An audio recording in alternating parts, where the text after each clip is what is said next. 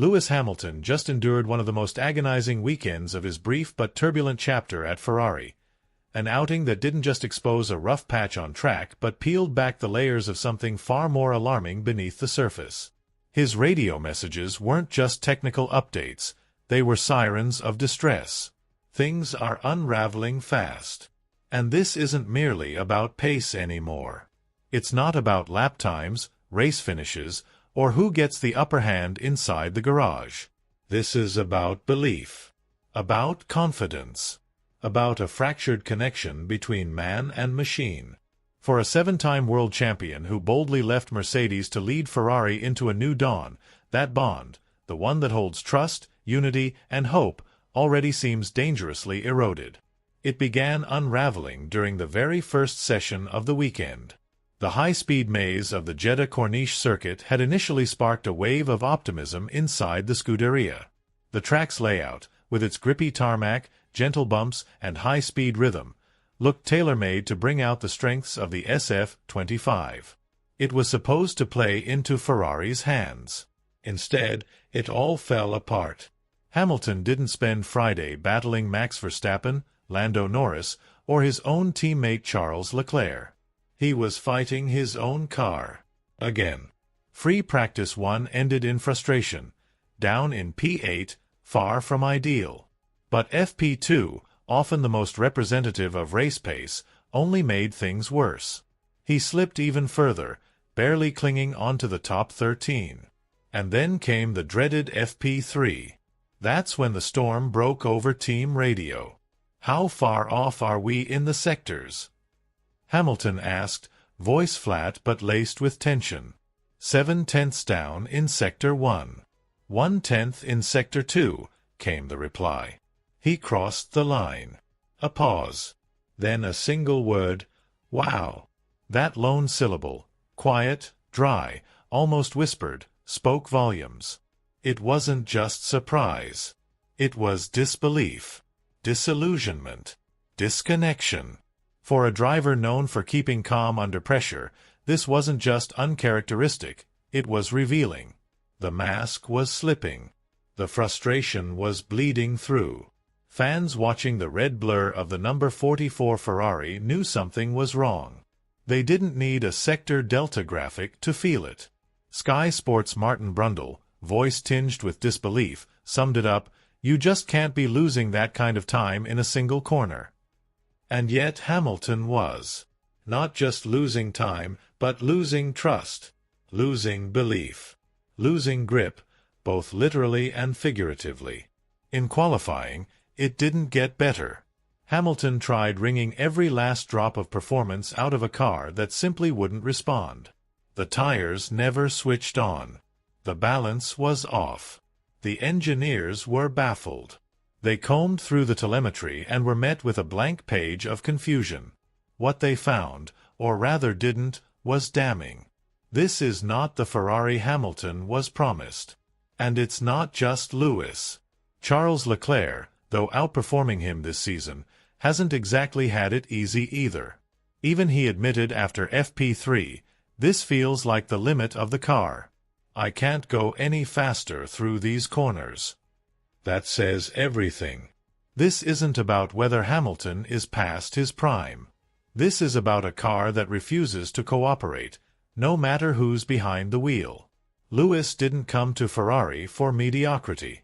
He came to sculpt a legacy in red, to resurrect the Cavallino Rampante and etch his name into its mythology.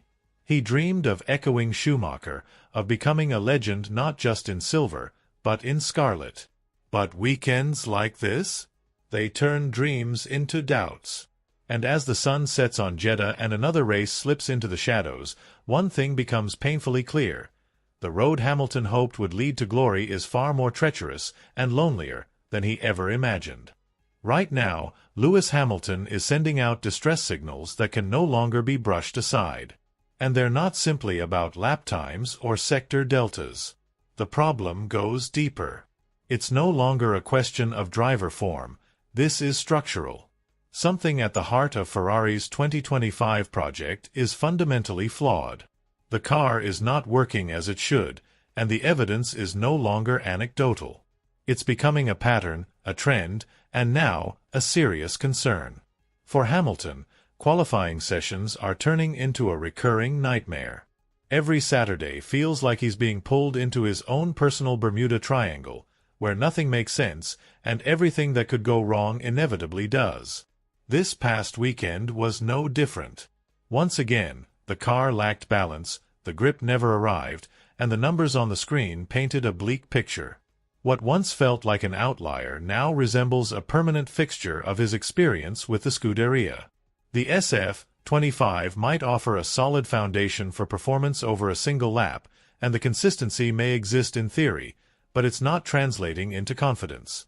The predictability of the car's behavior doesn't lead to control. It leads to predictably mediocre results. And when your teammate is consistently faster in qualifying, that starts to carry emotional weight. Charles Leclerc continues to extract more from the same machinery, and the pressure that builds in those moments can't be overstated. This isn't just about setup or tire warm-up. This is about something far more fragile: belief. At Ferrari, expectations are unlike anywhere else. In Maranello, even silence feels loud. Optimism is volatile. Pressure is tradition. And Hamilton, the high-profile arrival meant to lead the Renaissance, now finds himself wrestling with more than just understeer. He's wrestling with a sense of disconnection. Still, it's not all bleak. Hamilton remains one of the most potent drivers on the grid when Sunday arrives. His skill in navigating chaos, managing tires, and executing recovery drives is unmatched. He hasn't forgotten how to race. But even brilliance has limits. No matter how talented you are, you can't keep pulling rabbits out of a hat if the hat itself is broken. At some point, even the best run out of miracles. Right now, Ferrari is not just missing podiums. It's missing belief. Cracks are appearing not just in performance but in mindset, in communication, in structure. It's becoming increasingly clear that the issue isn't only mechanical. It's emotional, philosophical, structural. And it's important to remember what Hamilton walked away from to take this risk. At Mercedes, he had familiarity, trust, a system built around him. Every button on the wheel, every engine map, every voice on the radio, designed for him. At Ferrari, he's navigating a different language, a different steering feel, a new braking system, and an engineering philosophy that doesn't instinctively align with him. And each race that passes without progress makes that adaptation harder to justify. As the paddock moves towards Saudi Arabia, the target is no longer a win, it's damage limitation. It's about learning, surviving, minimizing the chaos, gathering data. But no one should pretend that's enough. Hamilton didn't come to Ferrari just to gather intel. He came to build a legacy, to chase records, to win a historic 8th world title. Right now, none of that feels within reach. Those early season radio messages aren't just about numbers. They're about trust. They reveal a driver who doesn't feel connected to his machine. A driver who can't sense what the car is doing underneath him, and worse, whose engineers can't translate his feedback into solutions.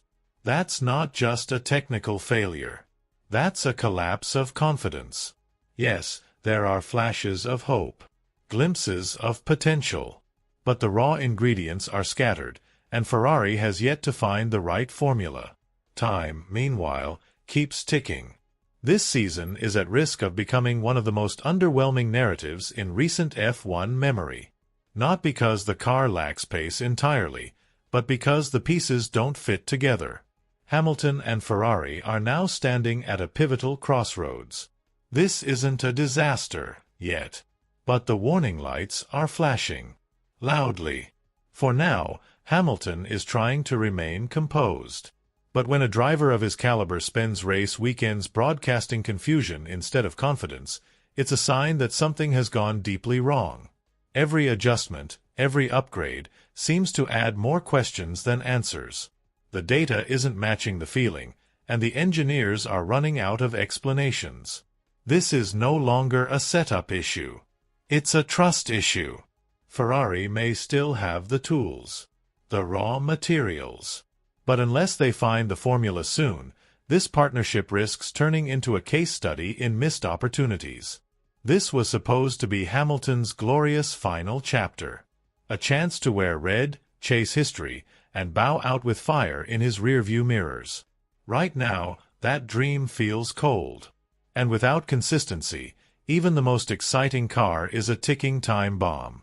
Without trust, even a world champion loses his way. Without clarity, a team can't find direction. And for all of Hamilton's race day brilliance, that's no longer enough. He's now staring at the limits of what even he can control. The atmosphere inside the Ferrari garage is thickening. Engineers are scrambling not only to find solutions but to stop the mental slide. The job ahead isn't just to fix the car, it's to rebuild the fragile bond between driver and team, between ambition and reality. Because in Formula One, no champion can operate at full capacity when every lap is a gamble. When you don't know how the car will respond in the next corner. When your telemetry contradicts your instincts. That's not a racing problem, it's a human one. And that's why this next Grand Prix is so important. Not for championship points, or even a podium, but as a test of direction, a test of resilience, a signal to the world that Ferrari can still fight, that Hamilton still believes. Because if this partnership is to work, if it's to become more than a marketing story, then Ferrari must fix more than the car. They must repair the foundation. Let us know in the comments what you think. Has Ferrari already lost the plot? Is Hamilton right to be this frustrated? And if the SF25 continues to underperform, what does that mean for the rest of the season? And for Lewis Hamilton's final act in Formula One? If you made it this far, thank you for being part of this journey. Don't forget to like the video if this gave you something to reflect on, and subscribe so you don't miss the next chapter in this wild, unpredictable, and deeply human story of Formula One. And if you're craving even more behind-the-scenes insight and exclusive content, check out our second channel in the description. We're building something truly unique there, something that goes beyond headlines and into the heart of the paddock. Because in the end, this isn't just about racing. It's about redemption, reinvention, and the fight to turn a dream into something real.